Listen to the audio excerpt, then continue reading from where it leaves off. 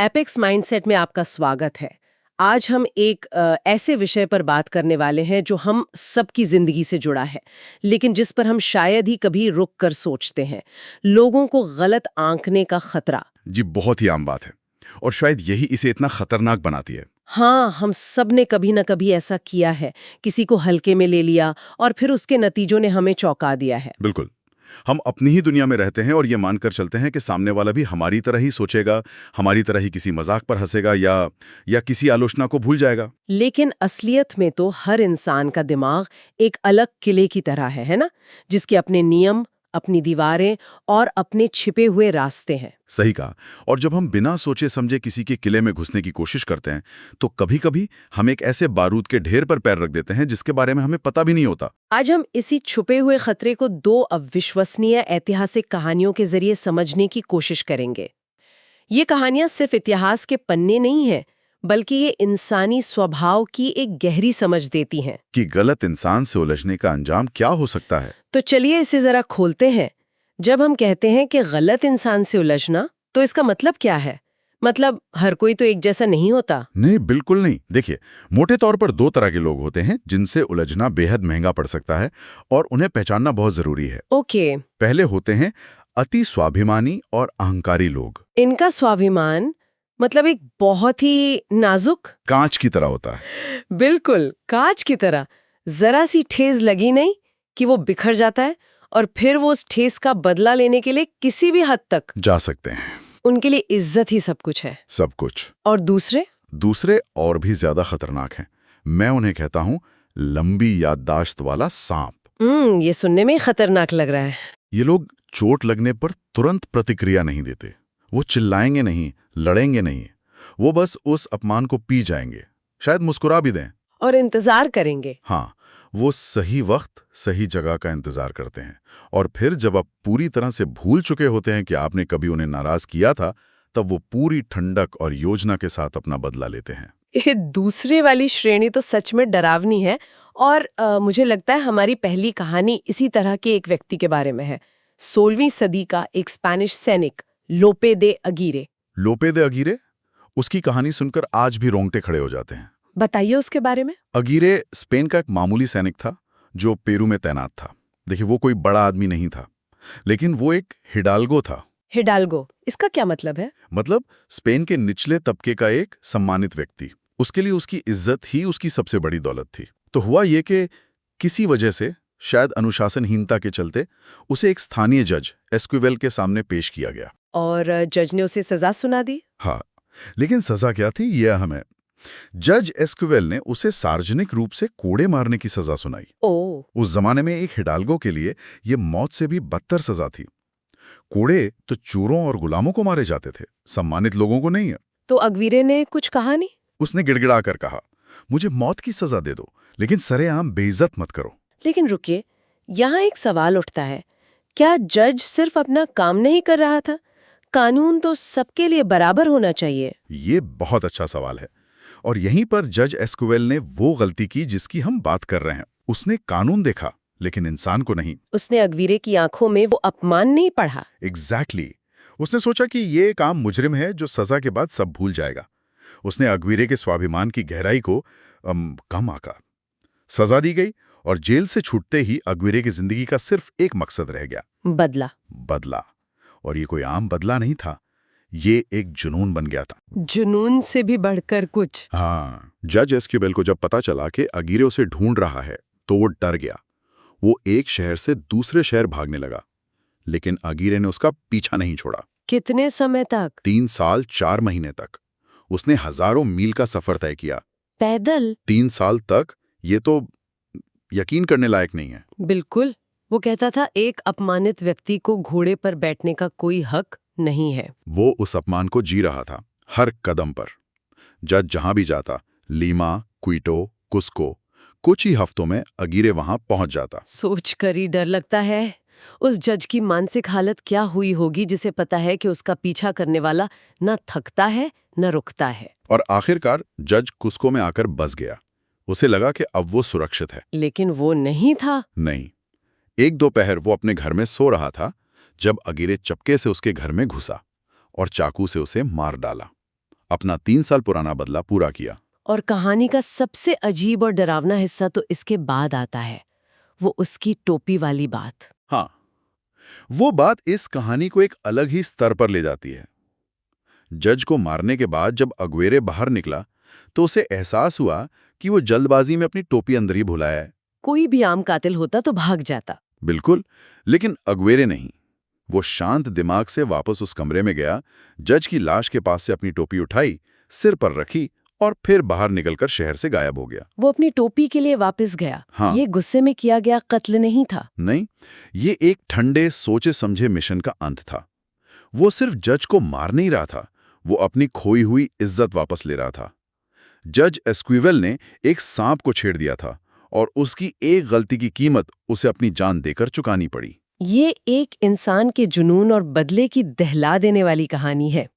लेकिन क्या होता है जब इसी तरह की गलतफहमी एक व्यक्ति नहीं बल्कि एक पूरे साम्राज्य के बादशाह से हो जाए? तब बर्बादी का पैमाना भी उतना ही बड़ा हो जाता है। जब दांव पर किसी एक आदमी की जान नहीं बल्कि लाखों लोगों की जिंदगी और एक पूरी सल्तनत की किस्मत लगी हो। और इसका सबसे बड़ा उदाहरण हमें 13वीं सदी में मिलता है, जब मंगोल शासक चंगेज खान का सामना ख्वारज़्म के शाह मोहम्मद से हुआ। उस समय शाह मोहम्मद मतलब दुनिया के सबसे शक्तिशाली शासकों में से एक था। उसकी सल्तनत आज के तुर्की से लेकर अफगानिस्तान तक फैली थी। बहुत बड़ी सेना, अमीर शहर। वो खुद को दुनिया का बादशाह समझता था। और दूसरी तरफ था चंगेज खान। शाह की नजर में वो बस कुछ जंगली खानाबदोश कबीलों का एक सरदार था। एक उभरती हुई ताकत, लेकिन शाह की सल्तनत के सामने कुछ भी नहीं। बिल्कुल। चंगेज खान ने चीन के कुछ हिस्सों पर कब्जा कर लिया था और अब वो शाह के साथ व्यापारिक रिश्ते बनाना चाहता था। उसने कीमती तोहफों के साथ अपने दूत शाह के पास भेजे। तो शाह ने इस प्रस्ताव को ठुकरा दिया। ठुकराने से भी बुरा किया, उसने नजरअंदाज कर दिया। उसे लगा कि ये कबीलाई सरदार उसके बराबर बात करने के लायक ही नहीं है। अहंकार, सरासर अहंकार। चंगेज खान ने फिर कोशिश की। उसने व्यापारियों का एक बड़ा कारवां भेजा, लेकिन शाह के एक गवर्नर इनालचिक ने लालच में आकर उस पूरे कारवां को लूट लिया और व्यापारियों को मार डाला। ठीक है, पर इसमें सीधे तौर पर शाह का हाथ तो नहीं था, ये तो एक गवर्नर की हरकत थी। और चंगेज खान ने यही समझा। उसने बहुत संयम दिखाया। उसने मान लिया कि शायद गवर्नर ने अपनी मर्जी से ये काम किया है। तो उसने एक और मौका दिया। एक आखिरी मौका। उसने अपने 3 दूत सीधे शाह के दरबार में भेजे। उसकी सिर्फ एक मांग थी, उस गवर्नर को सजा के लिए उसके हवाले कर दिया जाए। एक बहुत ही वाजिब मांग थी, जिससे एक बड़ी जंग टल सकती थी। और शाह मोहम्मद ने इस मौके का क्या किया? शाह ने अपने अहंकार में वो गलती कर दी जिसने उसका सब कुछ तबाह कर दिया। उसे लगा कि ये खानाबदोश सरदार उसे हुक्म दे रहा है। उसने गुस्से में आकर मुख्य दूत का सिर कलम करवा दिया। क्या?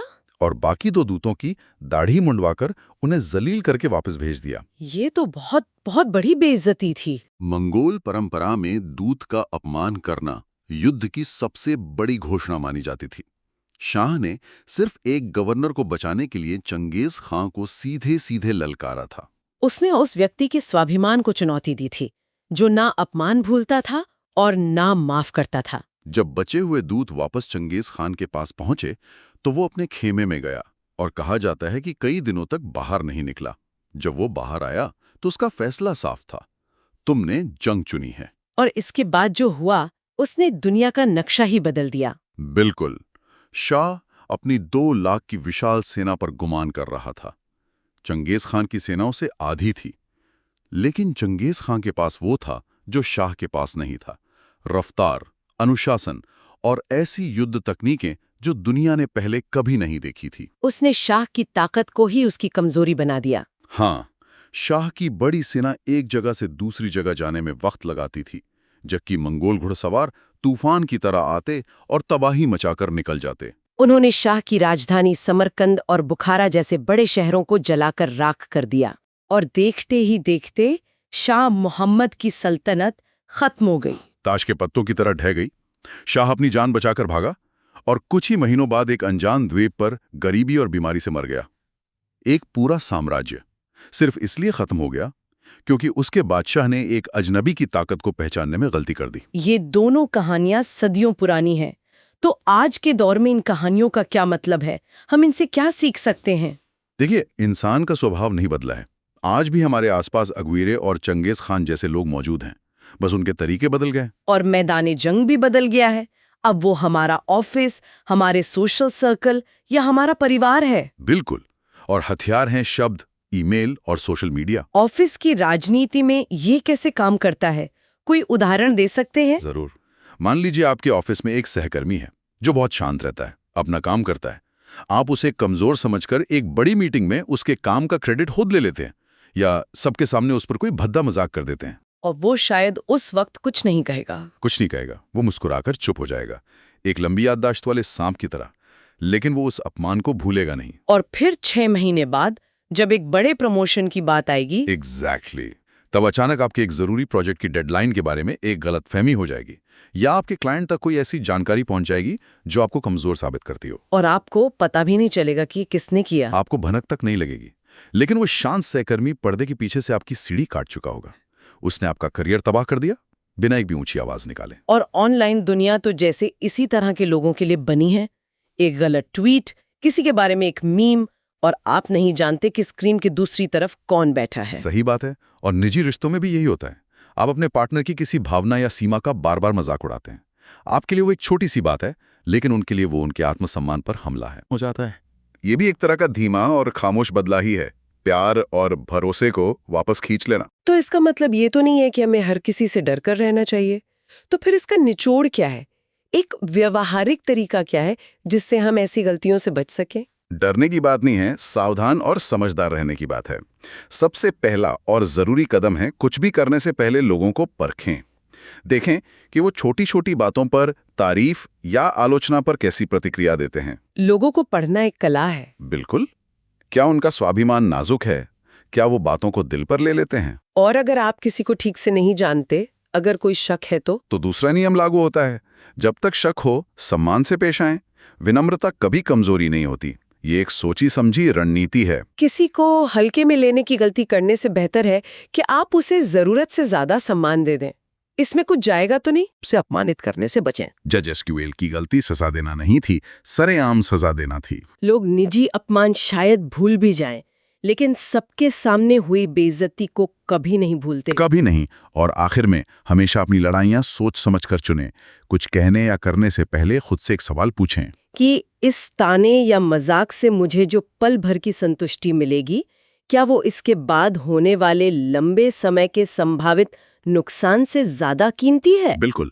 और ज्यादातर मामलों में जवाब नहीं होगा। तो आज की चर्चा का सार यही है कि लोगों को समझना सिर्फ एक सॉफ्ट स्किल नहीं, बल्कि जिंदगी में सफल होने के लिए एक बहुत जरूरी रणनीतिक कौशल है। बिल्कुल। और याद रखिए, सबसे खतरनाक लोग वो नहीं होते जो जोर से भौंकते हैं, वो तो बस शोर मचाते हैं। असली खतरा उन लोगों से है जो खामोशी से सब कुछ देखते हैं, सहते हैं और अपनी चाल चलने के लिए सही वक्त का इंतजार करते हैं। तो इसलिए अगली बार जब भी कोई बिना सोचे समझे कुछ कहने वाला हो, तो एक पल रुककर सोचना जरूरी है। और खुद से ये सवाल जरूर पूछना चाहिए, क्या मैं सच में जानती हूँ कि मेरा पाला किससे पड़ा है? अगर आपको एपेक्स माइंडसेट पर यह चर्चा पसंद आई तो कृपया लाइक और सब्सक्राइब करें। अगली बार फिर मिलेंगे एक नई गहरी सोच के साथ।